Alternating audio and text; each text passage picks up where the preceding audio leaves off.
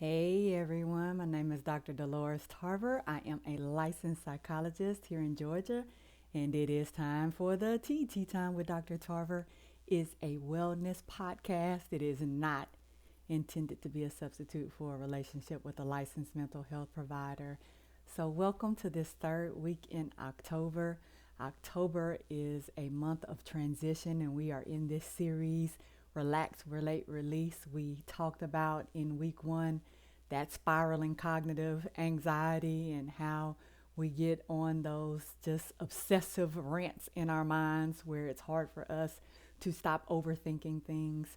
Last week we were talking about experiences that shape us, that make us just being uncomfortable sometimes in spaces with other people, and just the commonness of social anxiety and how it can affect us.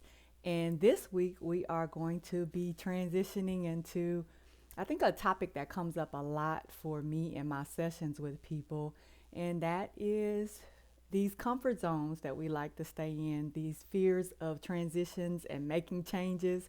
As we discussed, we're in this month of transition, but a lot of us actually are very uncomfortable with transition, and we find adjustments to be really difficult for us to make. And we're going to talk about some reasons why. I know some of you have probably at some point in your life stayed in a relationship much longer than was healthy for you, stayed on a job that wasn't benefiting you and giving you what you needed, not moved on something because you were fearful, like, all the other people are doing it, I'm not going to be good at it, I just don't see that working for me, and then had some regrets about why you didn't actually take that risk. And so today we're going to jump right into it. But I'm not ready. Fear of leaving our comfort zones. So, what is the comfort zone? The comfort zone is our safe space. This is a place where we typically have a lot of, I think, comfort in the existing of it because it's low anxiety, it's low stress. And so that's why it's comfortable for us, right? Like, people may refer to it as your safe space, but it is your space where you really just don't have to deal with a lot of things that make you get, how you get that feeling in your chest. It might be that anxiety or up your spine, or you're just uncomfortable, like, I don't like that. Like when somebody hands you a straw with no wrapper, and they put it in a napkin, but their hand is still touching the straw, and you're like, yeah, I'm good on that, right? So the comfort zone is when we're in our little bubble, and that bubble protects us. It's and don't get me wrong, we can be productive in our comfort zones. We in addition to feeling safe and secure, we actually can get some things done. But what ends up happening over time is we stop progressing. And so you end up getting stagnant because no matter what you're doing, if you're not moving, if you're just being still, at some point, stagnation is going to catch up to you. And so we end up getting complacent. And so it is the ways that we talk ourselves out of doing anything different because we're like, but I like it. I like it here. I don't know what's going to happen if I move in a different direction. And we don't push ourselves to have to grow. And we stop asking ourselves questions about who we really are. What am I doing, right? Those fundamental questions. Who am I? Am I who I say that I am? And am I all that I can be? And oftentimes when we're in that comfort zone, the answer to that is no, because I'm not actually pushing myself to get any further than where I am right now. So why do we like to stay in comfort? And most of you could probably answer that without me even have to say anything. But really for us, it's easier. It's a space where we don't have to fail. It's a space where we don't have to deal with things that make us uncomfortable. We get to block out these things and often I try to tell people, don't look at things as good or bad. But in our mind, all of the bad things, all of the negative things, all of the uncomfortable things are in this space over here where I don't want to move to. So I'm gonna stay here, even if I'm not getting what I need, but I'm gonna tolerate the things that I'm dealing with because I am so fearful of moving in this other direction. And again, this could be relationships, this could be jobs, This could be you even starting a new endeavor in your life, but we just have a hard time letting things go. And I know this is particularly true when it comes to relationships and jobs and stuff. Actually, we have a hard time letting things go as well. As we've discussed before, we like to hoard people and things. We don't like grief. We don't like having to let things go. We don't like that unknown, that anxiety that we get when we're not certain of what that next step is going to be. A lot of us, even though we may not necessarily want to admit it, we like to have that controlled space.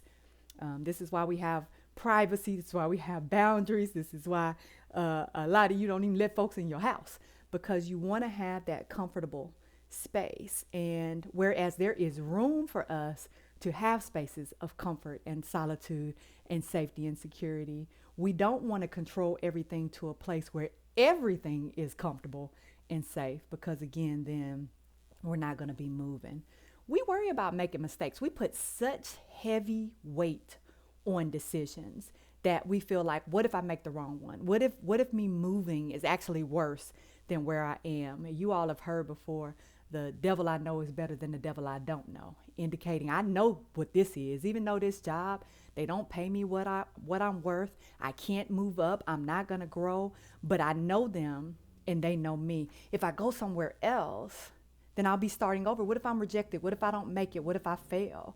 And so I stay in my safe space because I'm fearful of a potential outcome that may or may not even happen. And also that I don't think about that, hey, if I move and I don't like it, I can always make another move. I'm not stuck in this decision. This isn't long term for me. This doesn't have to be where I stay forever. But in our minds, that's how we think of it. And whenever you put that much weight on a decision, that much weight on thinking about making a change, then of course you're going to be reluctant to do so. I think a lot of times for us, we think our situation is going to get better. We think this relationship with this person is going to get better. They used to be so great to me. I want to get back to that place. It'll get there again. I just need to hang in there with it. This job used to value me. The manager was better. We're going to be switching managers at some point. I just need to hang in there with it. I want to start my own business, but I want to buy some real estate, but the market, the way it's looking, let me just wait and let me get my finances in a better place and let the market, right? So we keep waiting because we think that something is going to happen to us. And that's one of the things that unfortunately keeps us stuck, is that we feel like, okay, there's going to be some signs. I know of you, a lot of you are like, well, God's going to show me, or things will line up and I'll just know.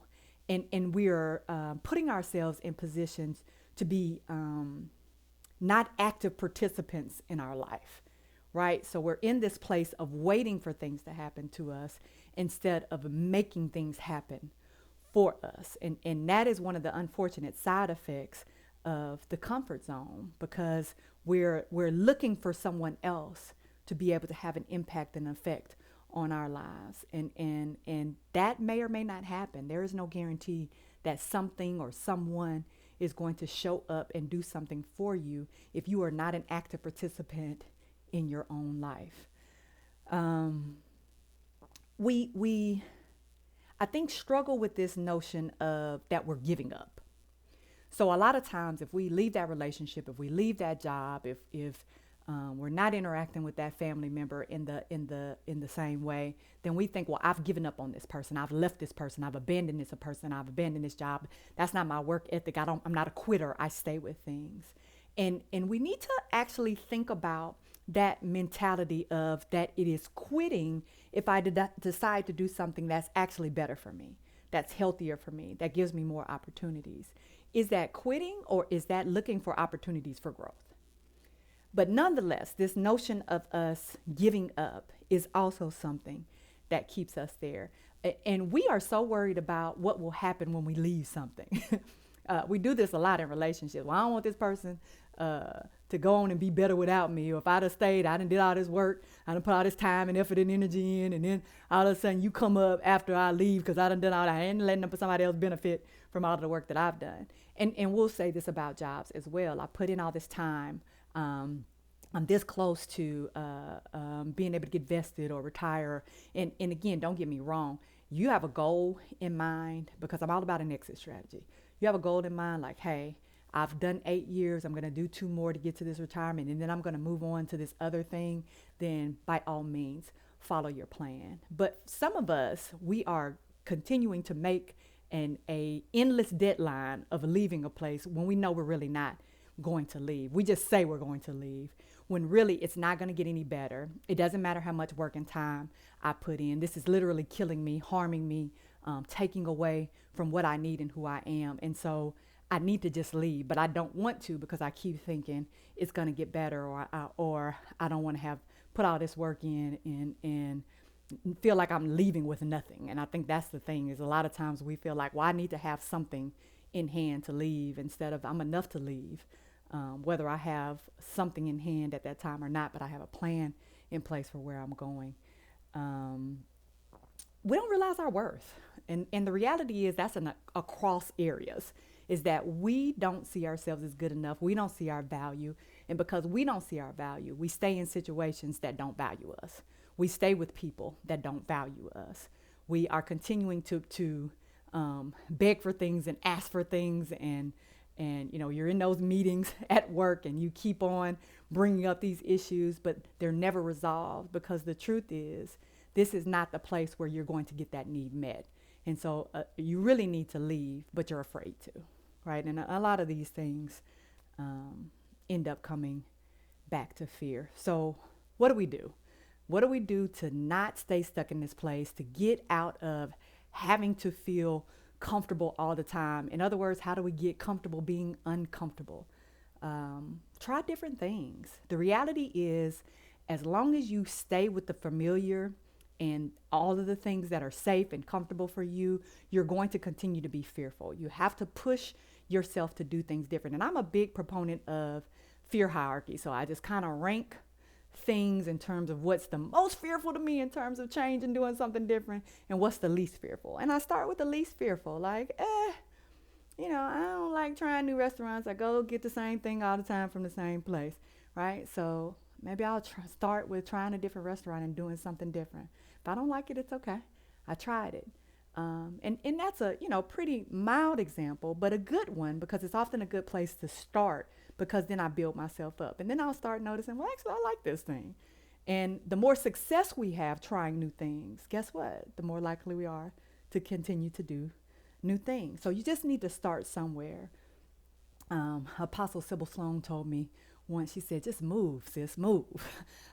She literally had me get up and move out of the chair I was in. It made me very uncomfortable. But essentially what she was saying is, sometimes you just have to have a start. You don't have to necessarily know where you're going to end up. You just need to move from where you are. Organize things in different ways. Sometimes we just get really linear in our focus, and we get very narrow in our focus, and we're just looking at things the same way. And maybe I need to do things different. That may be in my home. That may be in my office. That may be in my relationships. That may be how I prioritize things in my life. I might need to just move that a different way, go a different route, right? Like, we are creatures of habit. Go a different way, see something different. That may spark something in you. And again, it sounds really minor, but these things really do add up to be big things, because maybe on this different route I took, I may be able to see a different perspective, and it may actually inspire me to move. Try harder things that require more effort. We like easy. The stuff that we're good at, I'm good at it. Oh, I can do that all the time. But sometimes we need to actually try things that are hard, that we're not good at, so we can practice and get better. And that expands our horizons in terms of things that we're able to do. The thinking patterns that I talked about before, that the devil I know is better than the devil I don't know. I'm not worthy. I'm not good enough. Other people are doing this. What if I fail? I don't want to be alone. I don't want to leave this person. What if I don't find somebody else? What if I'm not giving this enough time? I don't want to put all this effort in and abandon everything that I've done. Those distortions we need to address. If I think that I am not going to be able to get better, do better, be better, then I'm not, right? Because what we believe affects how we behave. So it's important that I challenge these distortions and replace them with things that are more accurate. It is going to be hard. It is going to be difficult. It is going to be uncomfortable. There have been times I've been uncomfortable in my life before, and I've been able to get through them. What are some of the things that I did, right? So taking those steps. And again, yeah, when I'm uncomfortable, guess what? Affirmations and breathing and meditation and mindfulness and visualization and a support group and therapy, my favorite, and music. For some reason, humming and singing actually can alter how you're thinking about things. Yoga, laughter, doing things that give you meaning and purpose, a gratitude list, something that is just kind, grounding, seeing yourself being happy in this different place, muscle relaxation, releasing your stress through physical activity. All of these things can help you learn how to manage that discomfort that happens in our nervous systems when we are just not feeling secure. And we'll do those things while we take these steps to be different, to do different, to have different. Move. Take a step. It gets easier. The more you experience the discomfort, the easier it gets to manage it, the more comfortable you get being uncomfortable. But most importantly, be well.